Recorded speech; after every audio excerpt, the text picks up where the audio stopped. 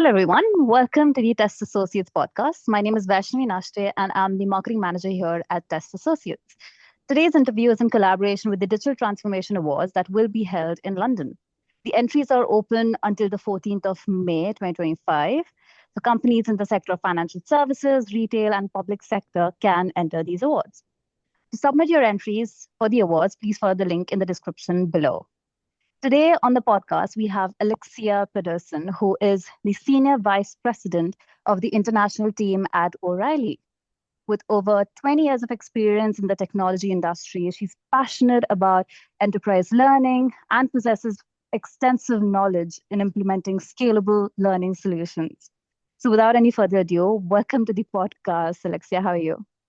Yeah, thank you so much for having me today. I'm really well, thanks. How are you? Yeah, really well. Sun is shining, the mood is shining. All good.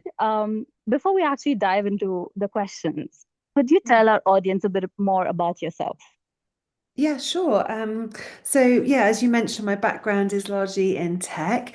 I graduated and joined Xerox on a graduate program where I got experience in different departments such as marketing and sales, and really enjoyed that customer-facing aspect. And from there, my career has taken me to Microsoft, where I was working in the product applications group with the Office products. And then I had actually a year out traveling, backpacking around the world, which was lovely to be able to see Wow. lots of different countries and places and live on a budget. And then when I got back, I joined a company doing learning and then I did a bit of independent work and now I've been at O'Reilly for 10 and a half years in different customer facing roles, but in most recent years in a leadership role, which I absolutely love. We get to work with lots of really interesting organizations. They all have a slightly different goal, strategy around learning, upskilling, but it's moving very fast and it's great to be able to align what we do to help them with their knowledge through learning and getting the very best out of working and investing with your employees. So I think we have lots of really good examples of how we can support customers and we have a great team. So yeah, I really enjoy it. Wow, backpacking. That you've really lived the eat, pray, love lifestyle, haven't you? But the backpacking was fun. I think it's really Mm, nice when you're talking to customers in different countries and you've been there and absolutely. experienced how that is. It's nice to relate and understand some of the cultural differences that happen, particularly with an international organization. You know, many customers have employees in different places and their requirements are different. So it's nice to kind of understand that. Absolutely. Your experience, I mean, it's so impressive. I'm really excited for the audience to even read your article on our website. But my first question to you is, why is upskilling so important within the workforce in today's age? Yeah, of course. Well, it's moving very fast, as we know. There's been so much conversation and discussions about AI. And for many organizations now, that's becoming a boardroom topic, discussion, investment. So I think, first and foremost, when organizations are investing in the latest tech, how do you get the most out of that? You really need to invest in your employees to help ensure you get the most out of the AI tools that you're looking to partner with, work with, develop. The whole landscape is moving very fast, and I think we're seeing a lot of skills, not just from the last couple of years where it's been a big focus on cloud and data with AI. But yeah, we're really moving into some new areas. So I think, upskilling is extremely important. And we're seeing that demand across so many, if not all industry sectors. Some move a lot faster than others, of course, but yeah, it's really important. I think you can't afford to ignore it. And there's some areas, particularly like cybersecurity, which Yeah. don't often get so much headline press as some of the other areas, but that is growing fast and is something to really pay attention to as well in terms of making sure people are investing in the right skills. Absolutely. I'm so glad that you've mentioned topics other than AI because AI is like everywhere, right? Like, of course, people are scared of it, but they are also aware that it depends upon how you're using it as well and how can you upskill yourself with AI. But I'm really glad that you've mentioned cybersecurity as well. But in particular, like according to you, what skills are going to be the focus for upskilling? Yeah, sure. So, I mean, you're right. There's so many. It's not just AI. And actually, a really important aspect coming into the forefront is some of the soft skills that are needed. You know, the team leaders that are going to be managing and working with people on just not just AI topics, but, you know, how to build a team, change management. I think resilience is really important. You know, not everybody adapts so easily to new technologies that are coming along. And it's important to support the teams and help them build resilience and build a sense of it's okay to go and try and test these new technologies. So certainly some soft skills are really important. And then I think, you know, when we look at organizations at large, you've got the technical groups that are getting deeper and getting advanced in data analytics, AI, as we've mentioned, but other tech areas, software engineering.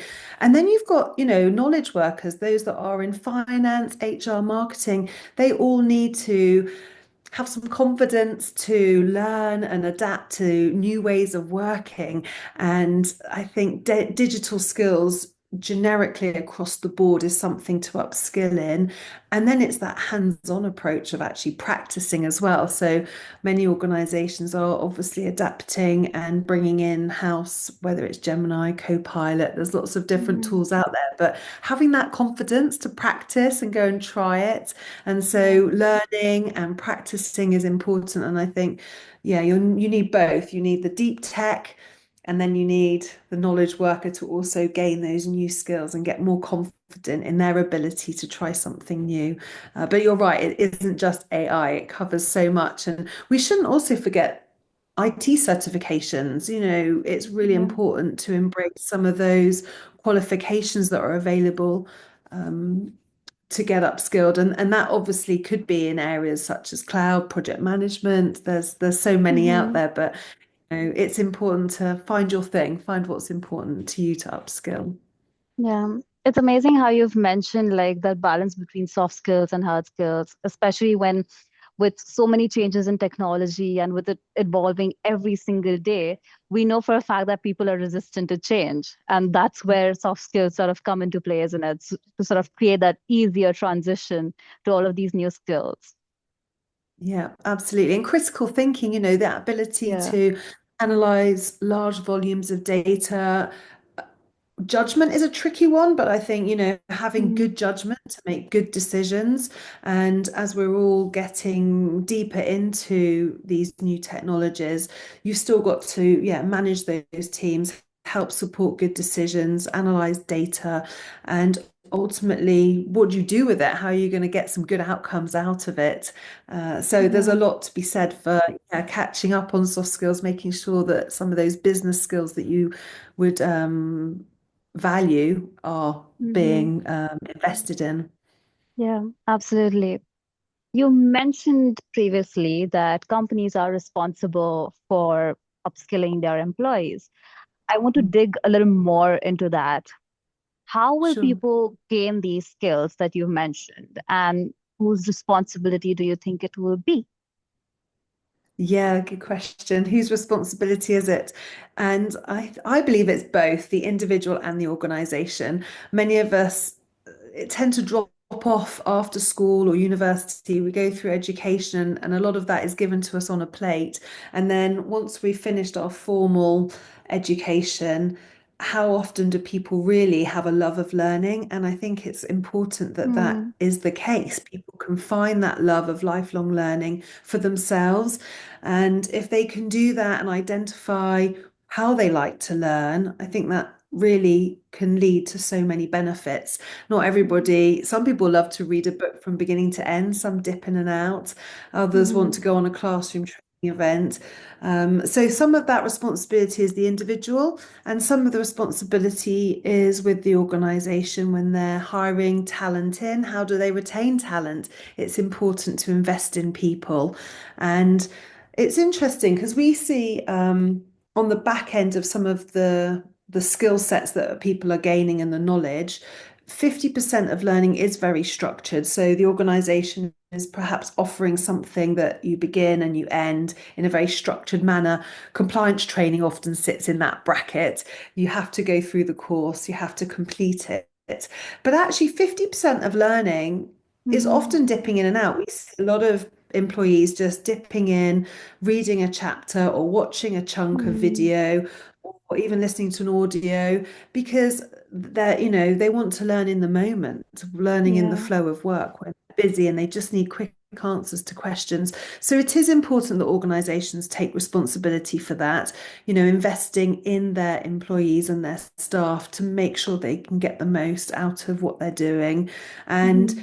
if the individual can find that passion and that love of learning, I think the two together can be very productive indeed.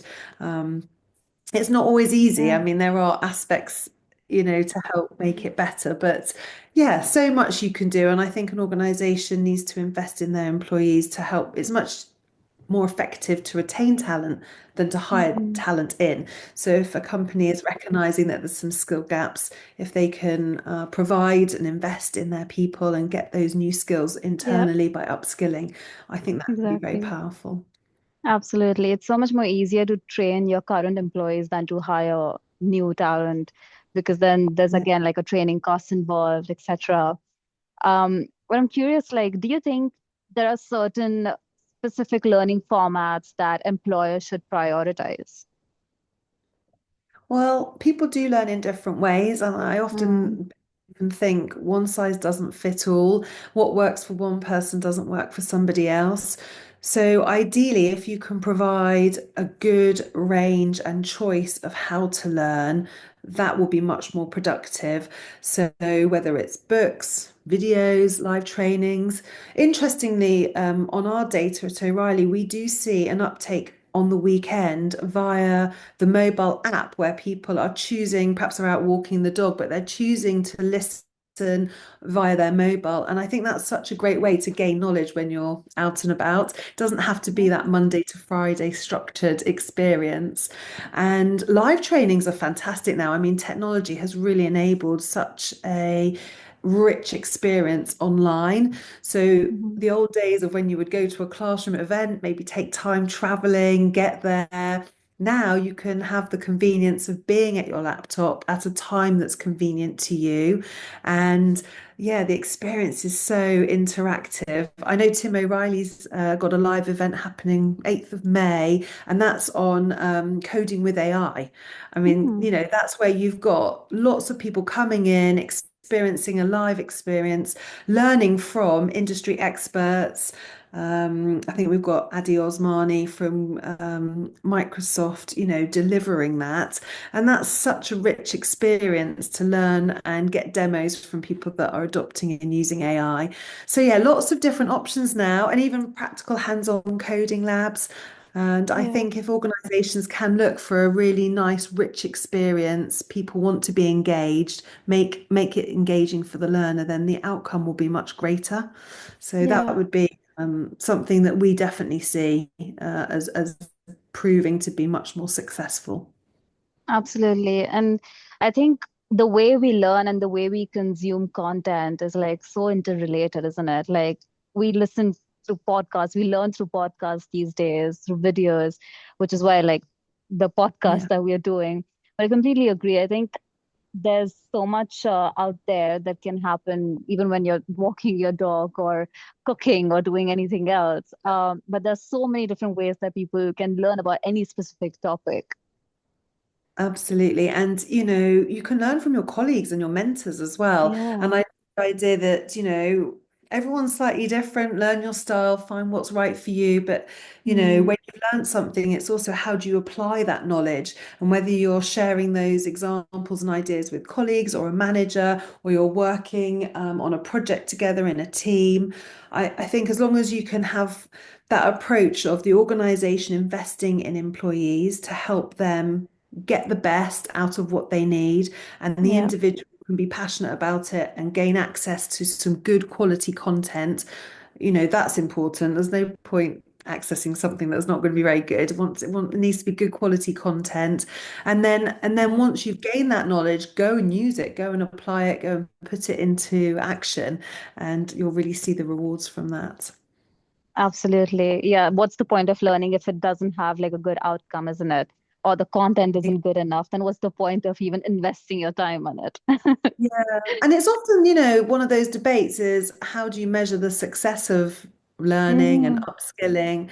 And I think it does look different from one organization to another, but there's yeah. usually a couple of golden rules that really help. If there's an executive sponsor, somebody that's able in their leadership role to provide motivation and a sense of encouragement, maybe they recommend content and letting people know that it's okay to learn. You're not wasting time, or you are being given some Mm, time in the week to support your learning.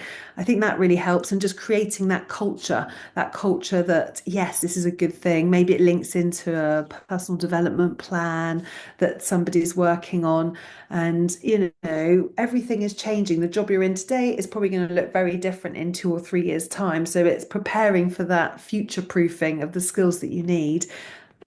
Yeah. yeah, absolutely. So my last question to you is focus more on the bigger picture, and I'm quite excited about your answer to this. But Sure. why do you think upskilling is important for the wider economy? Right, yeah. So the wider economy, well, I mean, skills are the foundation of a strong economy. Hmm. Certainly, I think when you look at economics, it's a very well-known fact that investment and businesses wanting to invest into an organization, into a country, are going to do so where there's talent, skilled talent. So if you Hmm. take the UK, for example, and obviously the government's doing various initiatives around They've world recently done skills. something for AI as well, isn't it? Yes, there's a few. There's the industrial strategy, the Hmm. 10-year strategy that they've put together to encourage greater skills. There's obviously the quantum piece and AI with greater investment. But for Hmm. the economy, it's essential. If we want to attract inward investment into the UK, then absolutely we need to support skills from the bottom up. Yeah, Secondly, skills will bring innovation, it will bring competitive advantage. So yeah, there's lots of advantages, but you really can't afford to ignore it. I think yeah, it's extremely important, and that's where government, businesses, and academic institutions can all connect and come together, like apprenticeship schemes. That's something that has really helped to fuel the economy. I think we've pledged 10,000 more apprenticeship places this year, if I hmm, recall. And that sort of fostering of knowledge and work experience and supporting businesses will also add value to the economy as they continue to do better by having talent that's growing and nurturing and evolving. yeah. So It yeah, a bit really of a long-winded contributes to answer, the I guess. It's No, complex. absolutely not. Yeah, your answer was spot on. I think it really does contribute to the bigger picture, which is the goal, the economic conditions. But yeah, thank you so much for that answer, Alexia. And that was my end of all the questions. But thank you so much for being on the podcast again. Obviously, I'm really excited for the audience to even read your article on our platforms, and the links will be in the description. So yeah, feel free to give that a read. And thank you again, Alexia. It was really nice chatting with you today. Yeah, thank you so much for the opportunity. It's been lovely to have a conversation with you about it, and happy Yeah. to take any additional questions. I'm on LinkedIn if anyone needs to know anything further. But thank you so I much. will mention your link in the description as well. So if anybody wants to connect with Alexia, please feel free to do so. But yeah, it was lovely chatting with you, Alexia. Thank you so much, Bea. Nice to see you. Nice to see you too. Speak later.